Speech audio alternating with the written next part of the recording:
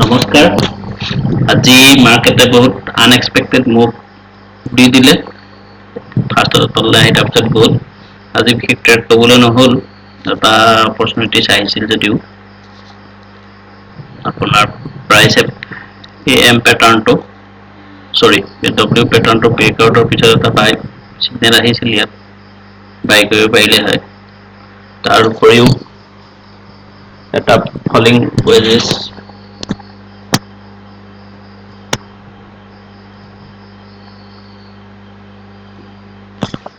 এই পেটাৰ্ণটো ইয়াত এটা বাই চিগনেল আহিছিলে, ঠিক আছে। কিন্তু মোৰ এন্ট্ৰি কৰিবলৈ নহ'ল, কাৰণটো হ'ল কি মোৰ অপচন কেৰি কৰা আছিলে।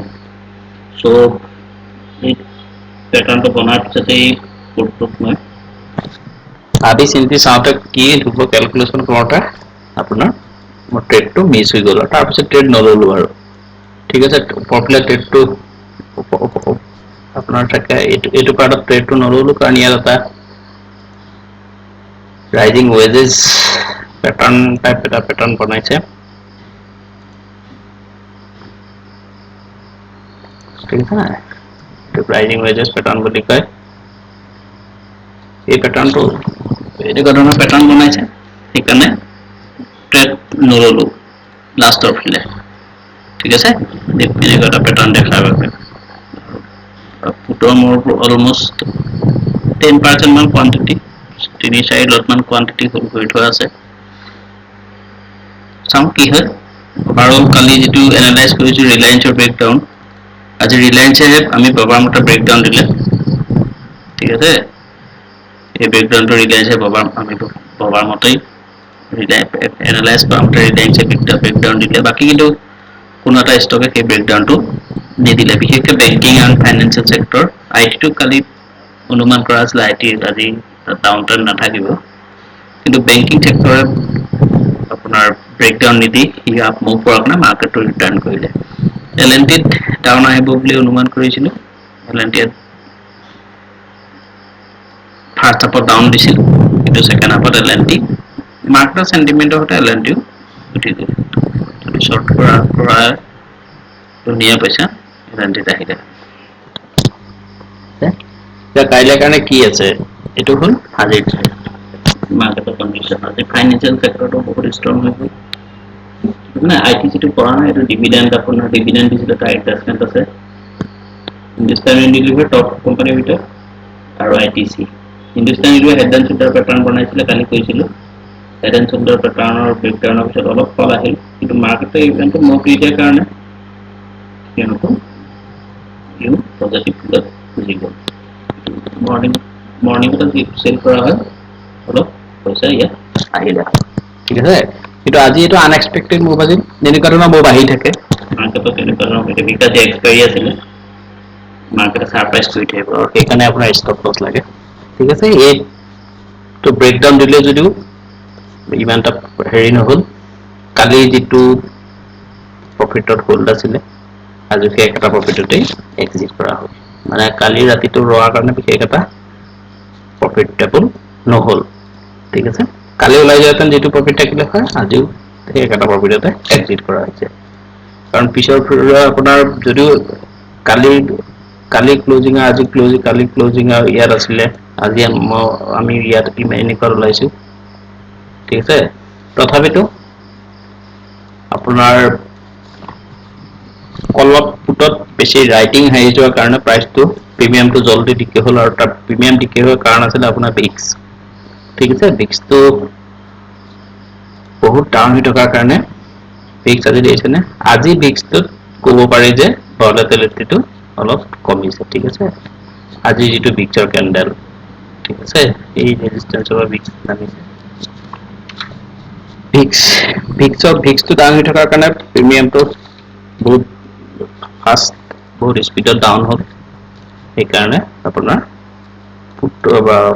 কল বা পুটৰ প্ৰিমিয়ামটো বহুত জল্দি ডিকে হ'ল। তাৰ ফলত কালি যিটো ট্ৰেড হৈছিল তাতে এক্সিট কৰিবলগীয়া হ'ল। ঠিক আছে, এতিয়া আমাৰ মাৰ্কেটত কি হৈ আছে, আজি এটা বহুত বিগ ৰিজেকশ্যন কেণ্ডেল আহিছে। এইটো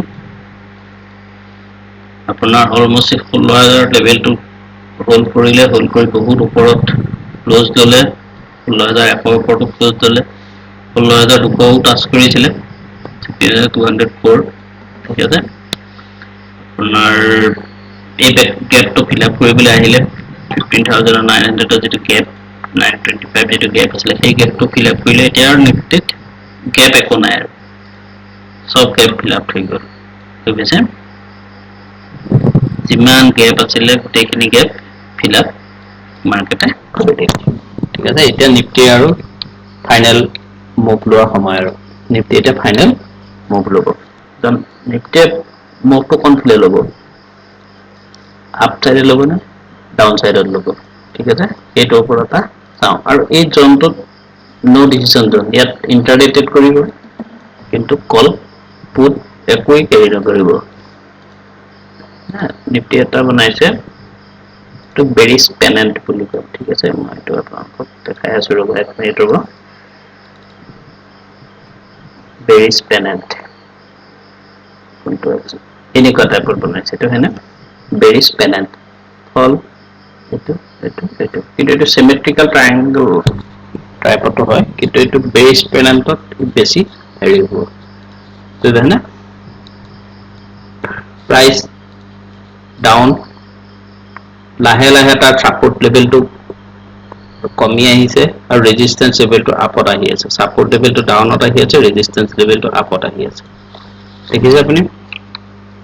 আকৌ এবাৰ কৰিছে পেনেণ্ট, বেৰিছ পেনেণ্ট, প্ৰাইচ ডাউন আহিছে, ডাউন হোৱাৰ লগে লগে প্ৰাইচ মুভ হৈছে ওপৰলৈ, যিটো ৰেজিষ্টেন্স পইণ্ট সেইটো ডাউন হৈ আহি আছে, আপচাইডৰ যিটো ৰেজিষ্টেন্স, আৰু ছাপোৰ্টটো কি হৈছে?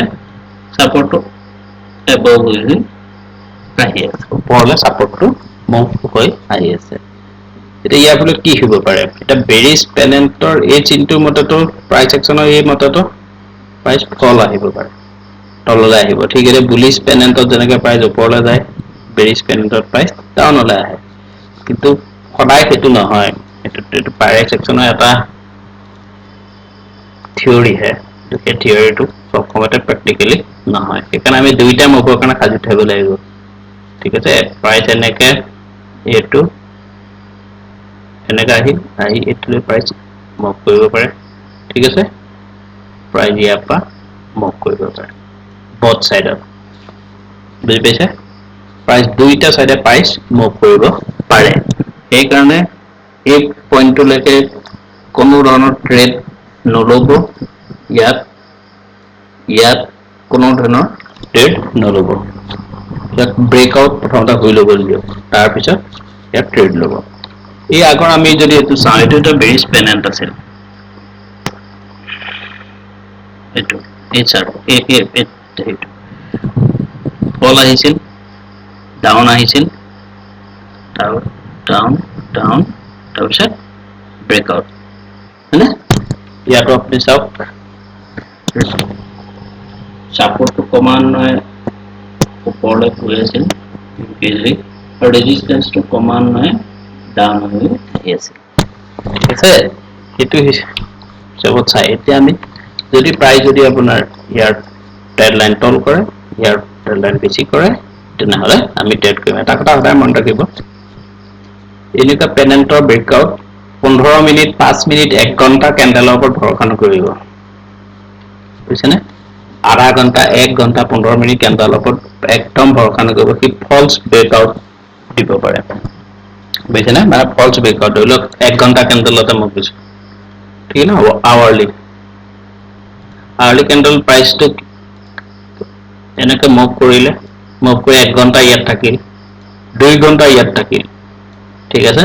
তাৰপিছত যদি ফল আহিব, আৰু এই যে ফলটো আহিব নহয়, আপোনালোকক এক্সিট কৰিবলৈ সুবিধা নিদিব, প্ৰথম কথা। ঠিক এতিয়া ডাউন চাইডত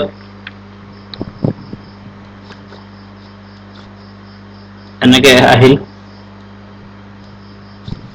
ফল, ইয়াত 1 ঘণ্টা টিকিল, 1 ঘণ্টা টিকিল, তাৰপৰা আকৌ আপ লৈ ল'ব। এতিয়া আৱাৰলি চাৰ্টত সেইটো কেনেকে অলপ কনফিউজ কৰিব। প্ৰথম যোনটো কেণ্ডেল আপ হ'ল,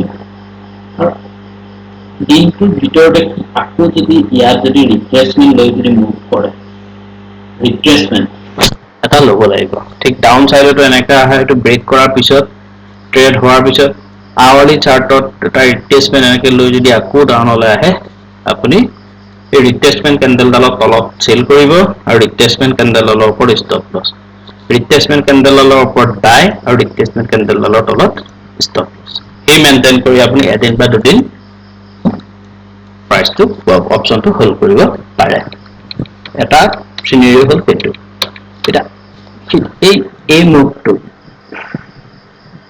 আৰু এই মুভটোৰ মাজত ডিফাৰেন্সটো কি আছে এই মুভটো কিন্তু ষ্ট্ৰং মুভ এই মুভটোতকে এই মুভটো মই কৈ আছিলো উইক মুভ ই ডাউন আপ ডাউন আছে কিন্তু এই মুভটো উইক নহয় বুজিনে এই মুভটো আৰু এই মুভটোৰ মাজত ডিফাৰেন্স কি আছে জানেনে মই কৈ আছো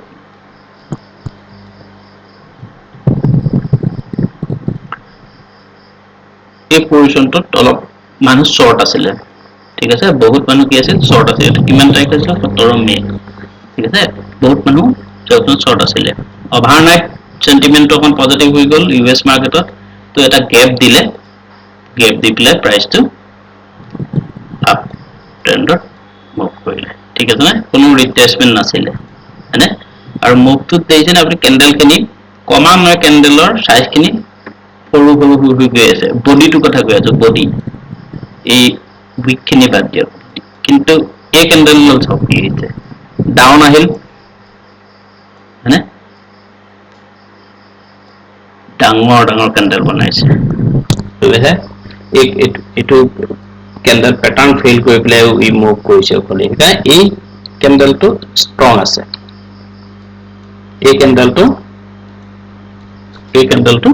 ষ্ট্ৰং আছে এই মুভ আজি যেটো মুভ হল এই মুভটোতকে ষ্ট্ৰং কাৰণ এই মুভটোৱে তলত এটা বেজ বনাইছে ঠিক আছে এটা বেজ বনাই পেলাই এই মুভটো হৈছে কিন্তু এই মুভটো বেজ বনা নাছিল কন্টিনিউয়েশন মুভ আছিল বা কন্টিনিউয়েশন মুভ বুলি ক'ব নোৱাৰে ঠিক আছে সেইকাৰণে এই মুভটো ষ্ট্ৰং ইয়াৰ থৈটো নহয় যে আপোনালোকে কাইলৈকে বাই কৰি দিব প্ৰথমতে এই ব্ৰেকটো দিয়ালে আপোনালোকে ওয়েট কৰক ঠিক আছে এইটো সাইড আৰু এইটো সাইড এটা ব্ৰেকটো দিয়ালৈকে এটা আপোনালোকে ওয়েট কৰিব ঠিক আছে আৰু কাইলে ডে ট্ৰেডিংত কি কেনেকৈ ট্ৰেড কৰিব ডে ট্ৰেডিংত ট্ৰেড কাইলে টুট কৰিব পাৰে ঠিক আছে এই ওয়েজেস এটোতে বনাইছে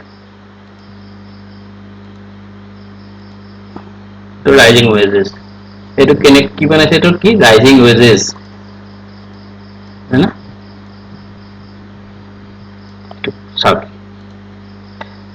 এইটো ঠিক আছে তো রাইজিং ওয়েজ ওপৰ টাক্কা আছে তো ৰাইজিং ওয়েজেস বুলি কয় ৰাইজিং ওয়েজেস ঠিক আছে এই চাৰ্টৰ মতে এটো ডাউন আহিব লাগে এটো মতে এটো ব্ৰেকআউট দিলে এটো ডাউন আহিব লাগে এটো আপৱাৰ্ড ফলিং ওয়েজেস যেটো আজি আমাৰ মৰ্নিংত আহিছিলে ঠিক আছে এটো ডাবল প্যাটাৰ্ন বনিছে কিন্তু এটা ফলিং ওয়েজেস তো বনিছিলে ঠিক আছে যাৰ ব্ৰেকআউটত আপোনালোকে মুভটো পালে ঠিক আছে এটো ফলিং এটো ৰাইজিং কিন্তু এটা প্ৰাইস প্যাটাৰ্নৰ থিওৰিটো ইয়াৰ ব্ৰেকআউটত পৰে কিন্তু নহয় ইয়াৰ মুভত কি ওপৰলৈ যাব পাৰে তো নহয় যে সদায় যে হিজে ডাউন হতে হৈ থাকিব কাইলে গেপ আপ দিব পাৰে ঠিক আছে এই পজিশনটো কি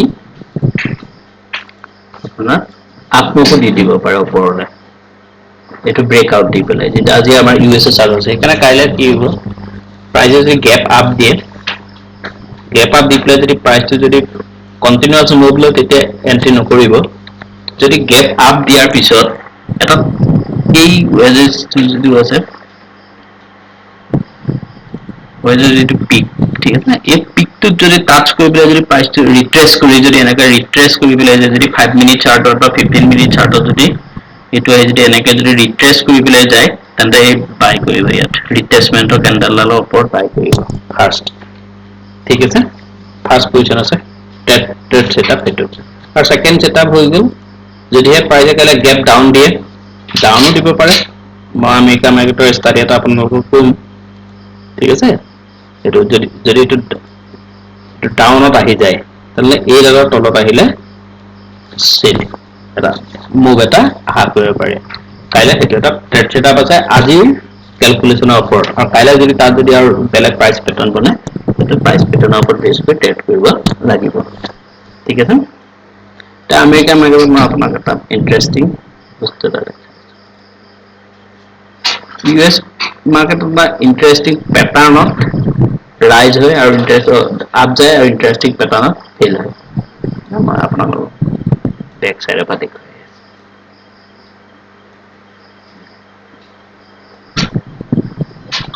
ফলিং ৱেজেছ এনেকুৱা এটা ফলিং ৱেজেছ বনিব দেখিছে এইটো ৰাইজিং ৱেজেছ বুলি কয় এইটো ডাউন আহে শাৰ্প ডাউনফল আহে ঠিক আছে ঠিক সেইদৰে আপোনাৰ